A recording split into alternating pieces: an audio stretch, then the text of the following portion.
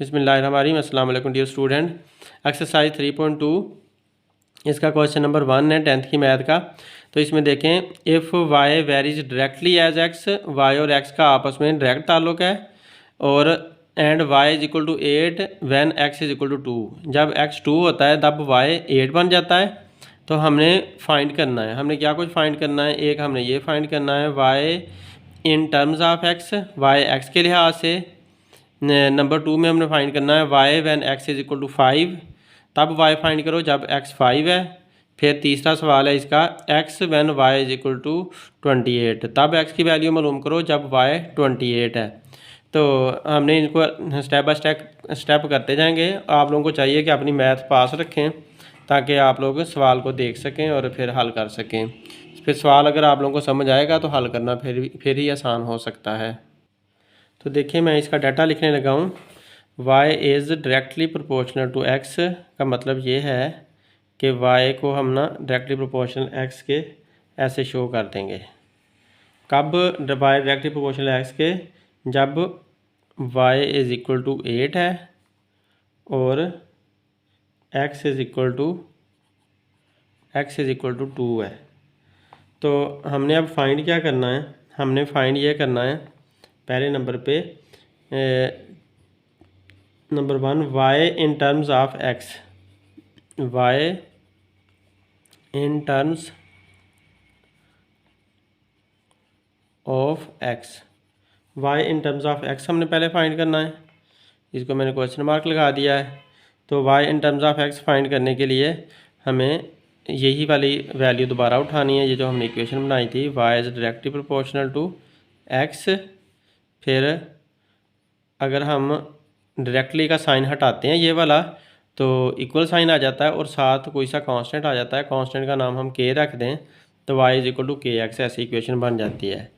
तो ये जब साइन हटाते हैं डायरेक्टली प्रोपोर्शनल का तो इक्वल साइन आता है और कोई सा कांस्टेंट आता होता है हमेशा। तो कांस्टेंट को हमने k लिख दिया है। तो लिहाजा ये वाली इक्वेशन हम ये वाली जो रकम थी, एक तरह की स्टेटमेंट थी, वो y is equal to k x बन गई है। अब हमें पता है कि y की वैल्यू 8 है और x की वैल्यू 2 है। तो हम इसके अंदर पुट करके यहाँ से k की वैल्यू भी हम निकाल सकते हैं। तो y की वैल्यू 8 लिख दें, 8 लिख दी k, और x की वैल्यू 2 है तो x की वैल्यू ऐसे ब्रैकेट में हम 2 लिख देते हैं। अब अगर k की वैल्यू हमने फाइंड करनी है तो 2 इधर जाकर डिवाइड हो जाएगा, क्योंकि 2 k के साथ मल्टीप्लाई हो रहा है। तो लिहाजा इस तरफ जाकर डिवाइड कर दें। तो k इज़ इक्वल टू हमारे पास आंसर आ गया 2 4 ज़ार 8, 4। तो k का आंसर हमारे पास 4 आ चुका है। तो इस तरह हमारा जो पहला सवाल था, पहला हिस्सा, वो हल हो गया। अब आपने जो k की वैल्यू है वो इस इक्वेशन में पुट कर देनी है। ये जो हमारी इक्वेशन थी ना, y is equal to k की जगह पर हम 4 लिख देंगे, ये वाला 4x। तो ये हमारा आंसर आ गया। तो यहाँ पर वैल्यू पुट करके हमने छोड़ देना। अब इसका क्वेश्चन नंबर 2 हमने करना है, इसका पार्ट 2। क्वेश्चन नंबर 1 का पार्ट 2 में उसने कहा कि y when x is equal to 5, तब आप y बताओ, y की वैल्यू तब बताओ जब when x is equal to 5, जब x 5 हो तो तब y की वैल्यू बताओ। अब हमने इसी इक्वेशन को पिक करना है और इसके अंदर वैल्यू पुट करके हमने आंसर निकाल लेना है। तो जब x 5 है तब y क्या होगा, तो लिहाजा आप x की जगह पर बस 5 लिख दें तो y आपके पास आ जाएगा। तो लिहाजा हमारा आंसर क्या आया, y इज इक्वल टू 4 5 ज़ा 20। ये 20 हमारा आंसर आ गया। अब अगला इसका पार्ट करते हैं, तीसरा पार्ट। तो तीसरे पार्ट में देखें, उसने कहा है कि x when y is equal to 28। आप x की वैल्यू हमें बताओ जब when y is equal to 28। अगर y 28 हो तो तब x की वैल्यू क्या आ सकती है वो हमने बतानी है। तो लिहाजा फिर से आपने यही इक्वेशन पिक करनी है। ये जो हमारी इक्वेशन बनी हुई थी पहले पार्ट में, उसको पिक करें, y is equal to 4x। अब हमें 28 y की वैल्यू दी है तो y की जगह पर आप 28 लिख लोगे। यहाँ 28 लिख लिया, इज इक्वल टू 4x। अब क्योंकि हमने x की वैल्यू मालूम करनी है तो 4 को इधर ले जाओ, 4 इधर मल्टीप्लाई हो रहा था, इधर आकर डिवाइड हो जाएगा। तो 28 divide by 4 is equal to x। अब 28 को जब 4 पे डिवाइड किया तो आंसर क्या आ गया, 4 7 28 7, तो लिहाजा एक्स का आंसर 7 आ चुका है। तो यूँ डिवाइड करके हमने ये भी आंसर फाइंड कर लिया। डियर स्टूडेंट, अब नेक्स्ट क्वेश्चन देखें। क्वेश्चन नंबर 2 है, if y is directly proportional to x, पहले की तरह वाई डायरेक्टली प्रोपोर्शनल एक्स क्या है, and y is equal to 7 when x is equal to 3, जब एक्स 3 है तो तब वाई 7 बनता है। हमने फाइंड करना है y in terms of x, जैसे हमने पहला पार्ट किया था, पहले क्वेश्चन का पहला पार्ट, इसी तरह हमने दूसरे क्वेश्चन का पहला पार्ट करना है। सेम वही चीज़ है, y in terms of x मालूम करना है। और दूसरे पार्ट में x when y is equal to 35 and y when x is equal to 18। दूसरे पार्ट में उसने दो हिस्से बना दिए हैं, एक्स मालूम करो जब वाई 35 है और वाई मालूम करो जब एक्स 18 है। तो इस तरह से हमने इसको सॉल्व करना है। देखते हैं, अब पहले इसकी इक्वेशन बनानी है। तो इक्वेशन बनाने के लिए ये y is directly proportional to x when y is equal to 7 when x is equal to 3। तो अब हम ऐसा करेंगे कि वाई इज इक्वल टू लगा देंगे, डायरेक्टली के साइन को हटाकर इक्वल टू लगाया तो फिर पहले की तरह के एक्स आ जाएगा यहाँ पर।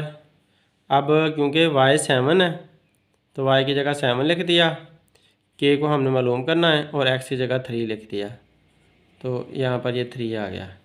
अब क्योंकि हमने के मालूम करना है तो लिहाजा 7/3 बन जाएगा, क्योंकि 3 इधर मल्टीप्लाई हो रहा है, इधर आकर डिवाइड हो गया, तो ये के का आंसर हमारे पास आ चुका है। अब जब के का आंसर आ गया तो हमने इसको y is directly proportional to k x जो था ना हमारे पास, ये वाली इक्वेशन मैंने उठाकर यहाँ लिखी है, तो इसके अंदर मैंने के की वैल्यू पुट कर देनी है ताकि ये हमारी इक्वेशन बन जाए। तो के की वैल्यू क्या है, 7/3। ये वाली जो 7/3 आई है ये के की जगह पर लिख दी है, इस के की जगह पर ये लिख दिया is equal to x into x. तो ये हमारी इक्वेशन बन गई है। अब इसका दूसरा पार्ट हल करते हैं दूसरे पेज पर। इसमें देखें कह रहा है कि एक्स मालूम करो जब वाई 35 है। तो हमें पता है कि हमने जो इक्वेशन बनाई है पहले वो थी Y is equal to 7/3x।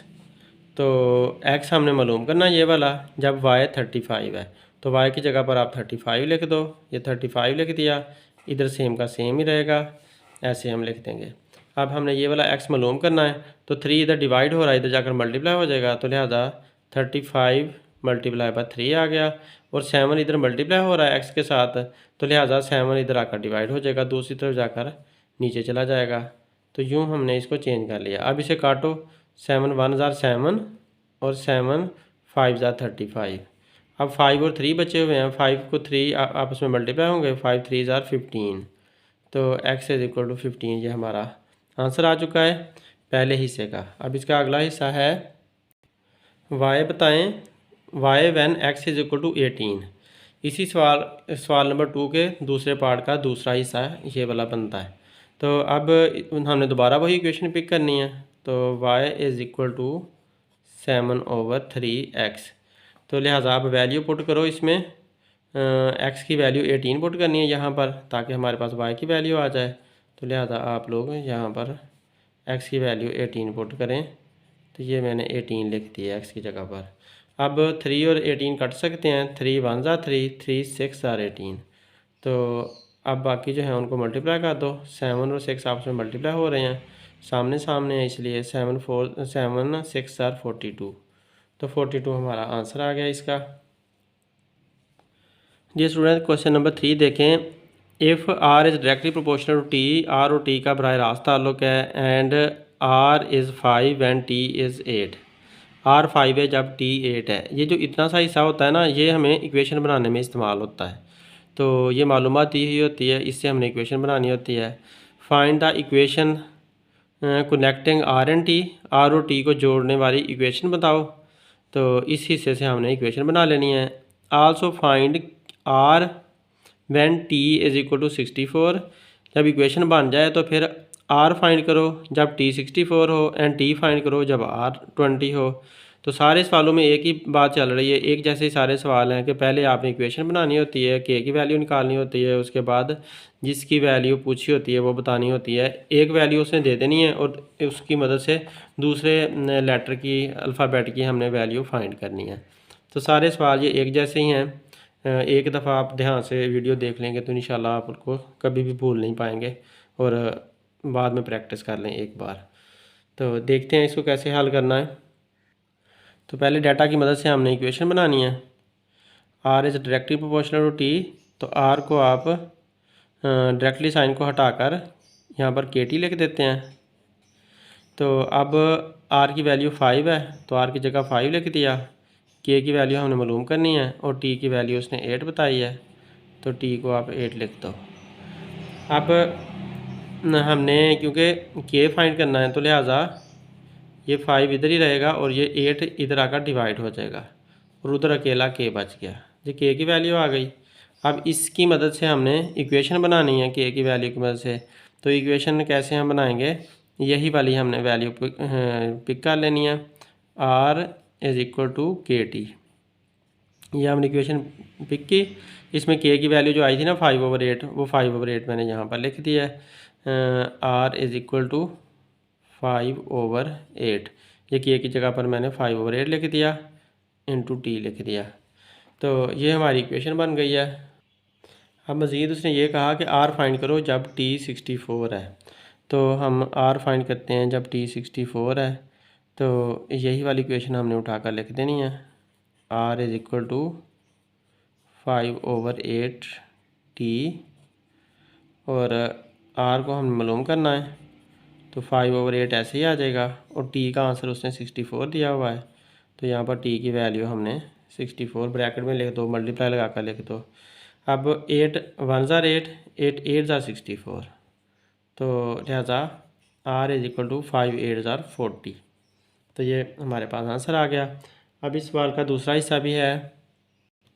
दूसरा हिस्सा है टी फाइंड करो when r is equal to 20। जब आर 20 है तब टी की वैल्यू क्या आ सकती है। तो फिर से आपने वही इक्वेशन पिक करनी है जो हमने इक्वेशन बनाई हुई है, ये वाली हमारी इक्वेशन है। तो इस इक्वेशन को हमने फिर से पिक करना है। तो r is equal to 5/8 t. तो लिहाजा आप टी की जगह पर क्या पुट करोगे, टी की वैल्यू फाइंड करनी है और आर की जगह हम पुट कर देंगे 20। तो आर की जगह मैंने 20 लिख दिया और ये हमारा 5/8 टी ऐसे ही रहेगा। तो अब क्योंकि हमने टी मालूम करना है तो लिहाजा हमें बाकी सारे उधर लेकर जाने पड़ेंगे। तो 8 भी उधर चला जाएगा और 5 भी उधर चला जाएगा। तो 20 मल्टीप्लाई बाई 8, क्योंकि 8 नीचे है ना, डिवाइड हो रहा है तो इधर आकर मल्टीप्लाई होगा और ये 5 इधर मल्टीप्लाई हो रहा है तो इधर जाकर ये डिवाइड होगा। तो लिहाजा इसको हमने नीचे डिवीज़न में लिखना है और इधर टी रह गया। ठीक है, तो अब 5 1 ज़ार 5, 5 1 ज़ार 5 और 5 4 ज़ार 20, ये कट गए। तो अब सिर्फ 4 बचा है और 8 बचा है हमारे पास। तो 4 और 8 को आपस में मल्टीप्लाई करें तो आंसर क्या आता है, 4 8 ज़ार 32। तो यहाँ पर मैंने 32 इसका आंसर लिख दिया इस तरफ को। तो यूँ हमारा ये सवाल क्वेश्चन नंबर 3 पूरा हल हो चुका है। ये स्टूडेंट, ये एक्सरसाइज 3.2 का अब 4 क्वेश्चन हम सॉल्व करने लगे हैं। If r directly proportional to t square and r is equal to 8 and when t is equal to 3। तो वो कह रहा है कि आर डायरेक्टली प्रोपोर्शनल है अब टी के स्क्वायर के, और उसने बताया कि आर 8 है जब टी 3 है। तो आप आर फाइंड करो जब टी 6 है। तो तब आर फाइंड करो जब टी 6 है। उसने यहाँ पर आर दे दिया है कि 8 है जब टी 3 है। तो पहली दो वैल्यू से हमने इक्वेशन बना लेनी है और उसके बाद हमने सॉल्व करना है। तो ये देखें, पहली दो वैल्यू मैंने लिखी हुई है इक्वेशन बनाने के लिए। तो हमें पता है कि ये डायरेक्टली साइन को हटाएं तो उसकी जगह पर के आ जाता है और पहले की तरह और के टी स्क्वायर बन गया। तो अब हमने के की अगर वैल्यू फाइंड करनी है तो हमें वैल्यू पुट करनी होगी। आर की वैल्यू 8 है तो आर की वैल्यू 8 पुट कर दी मैंने और टी की वैल्यू 3 है तो टी की वैल्यू हमने 3 पुट करनी है, आप ऐसे 3 लेकर ऊपर स्क्वायर डाल दोगे।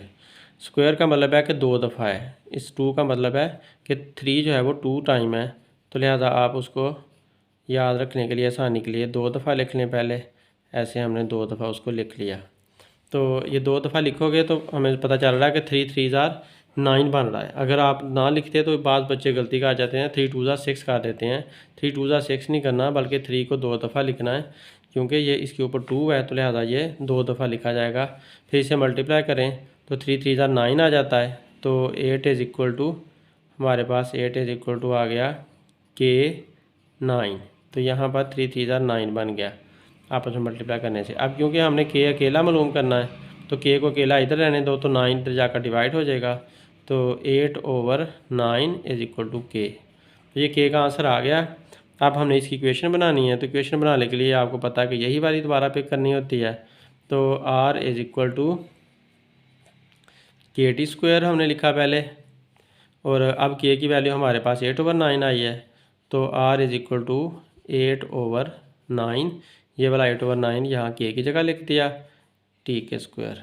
तो ये हमारे पास फाइनल आंसर आ गया इसका।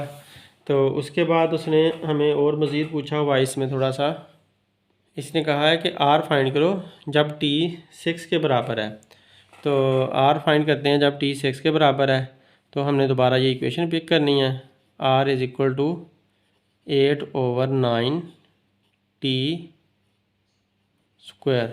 तो टी अब उसने 6 बता दिया है, तो हमने आर मालूम करना है, तो आर को वैसे का वैसे ही लिख दो, 8/9 भी वैसे ही लिखना पड़ेगा, और टी की जगह पर हमें 6 लिखना पड़ेगा। तो टी की जगह 6 लिखा, और क्योंकि टी का स्क्वायर है लिहाजा 6 का भी स्क्वायर बन जाएगा। तो अब 8/9, तो 6 को हमें 2 दफ़ा लिखना पड़ेगा, तो हमने ये 6 को 2 दफ़ा लिख दिया, और मल्टीप्लाई में लिखेंगे। छोटी ब्रैकेट का मतलब मल्टीप्लाई होता है, हर ब्रैकेट का मतलब मल्टीप्लाई ही होता है। तो अब आप ऐसा करो कि इसको 8/9, 6 6 36, चाहे आप मल्टीप्लाई कर लो, बाद में आप काट लो, या मल्टीप्लाई के बगैर भी बंदा काट सकता है इसके साथ। तो अब मैंने मल्टीप्लाई कर लिया है, 9 1 ज़ार 9, 9 4 ज़ार 36। अब हमारे पास 8 और 4 बच गया, तो ये सामने सामने हैं, मल्टीप्लाई हो रहे हैं, तो 4 8 ज़ार 32, तो 32 हमारे आर का आंसर आ गया जो उसने सेकंड नंबर पे पूछा था। ये स्टूडेंट क्वेश्चन नंबर 5 है कि v is directly proportional to are cube, v r cube के डायरेक्टली प्रोपोर्शनल है, जबकि आर 3 है जब वी 5 है, वी 5 है तो आर 3 है। हमने आर फाइंड करना है जब वी 65 हो, 625 हो। तो पहले आप इसकी मदद से इक्वेशन बना लें।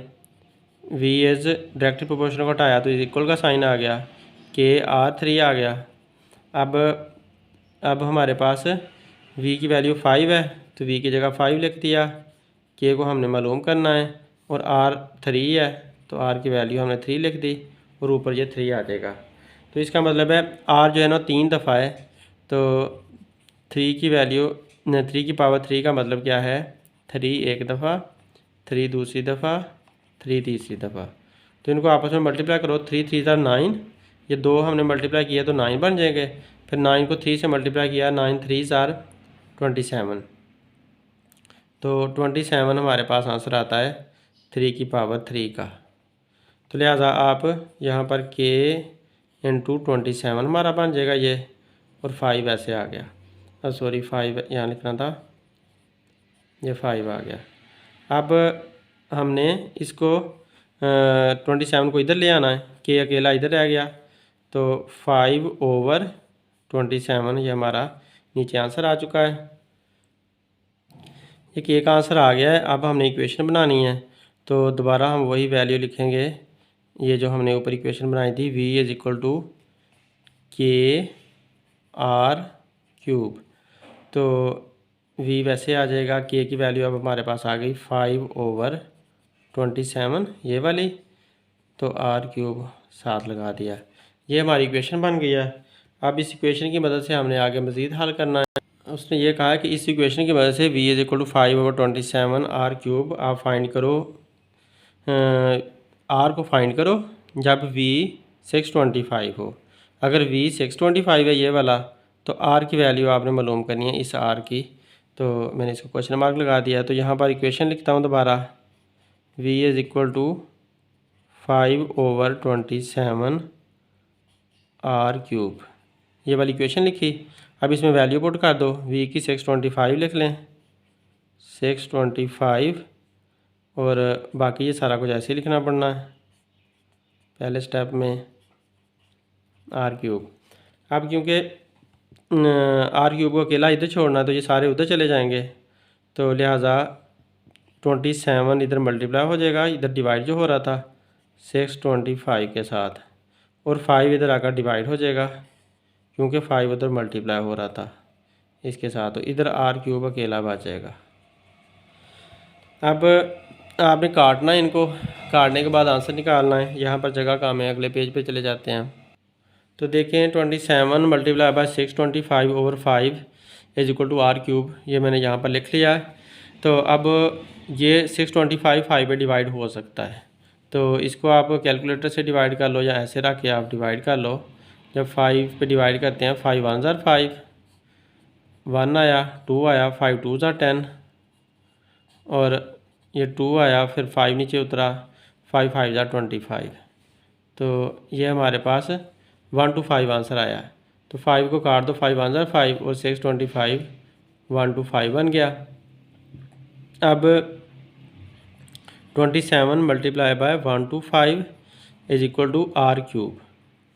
अब देखो जो 3 है 27 होता है ना, वो बराबर होता है 27 3 मल्टीप्लाई बाय 3 मल्टीप्लाई बाय 3।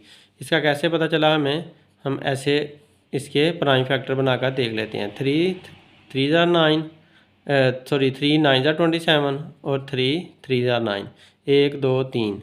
तो इस तरह से 27 3 3 ज़ार 9, 9 3 ज़ार 27 बन जाता है।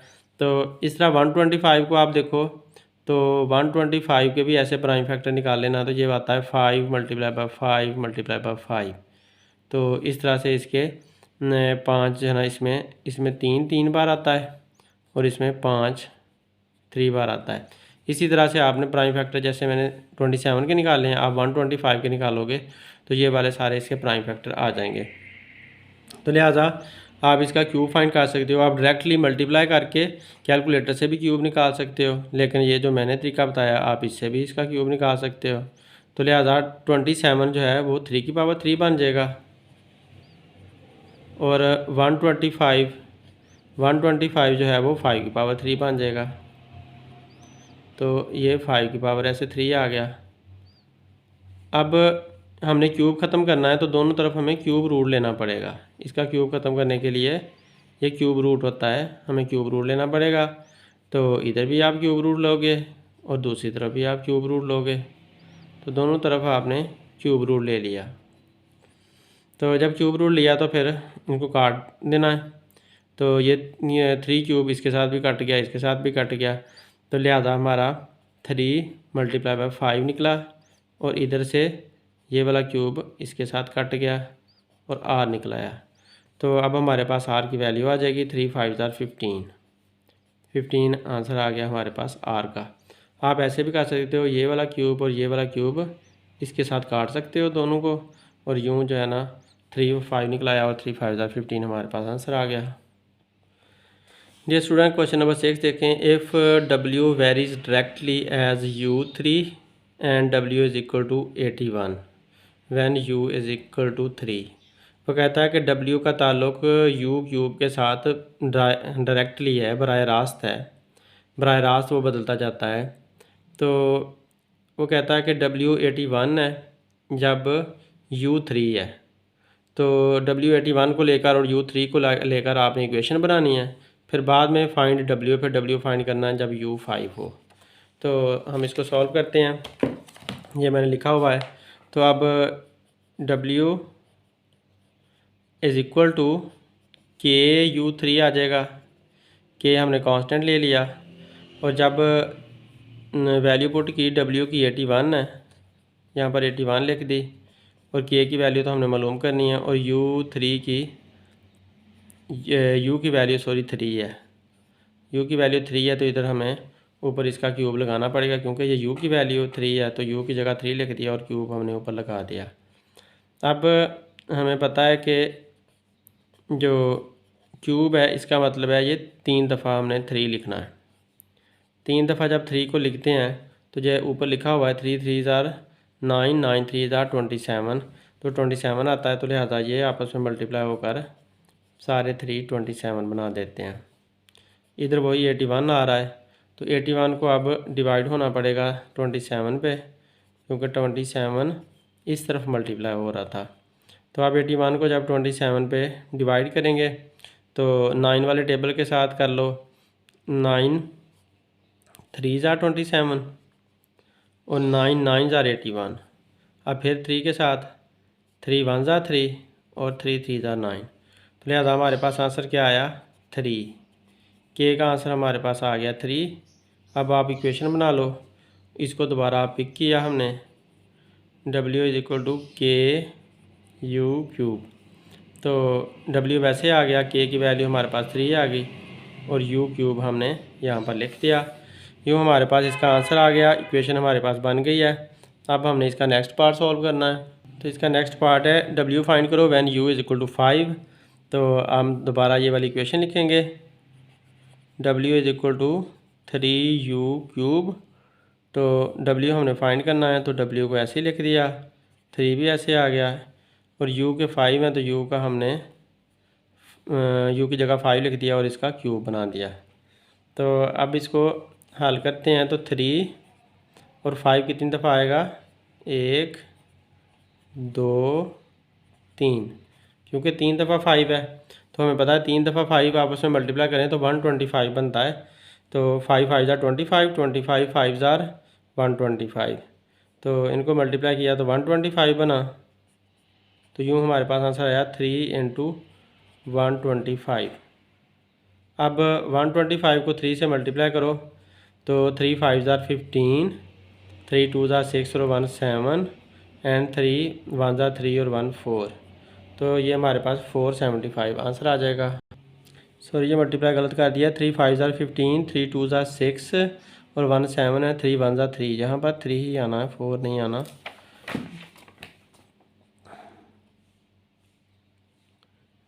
यूँ हमारे डायरेक्टली वाले क्वेश्चन सारे सॉल्व हो गए हैं, डायरेक्टली प्रोपोर्शनल वाले। अब इन्वर्सली प्रोपोर्शनल वाले रहते हैं, तो वो सेकंड वीडियो में इन्वर्सली प्रोपोर्शनल इंशाल्लाह होगा। Thanks for watching my video. अल्लाह हाफिज़।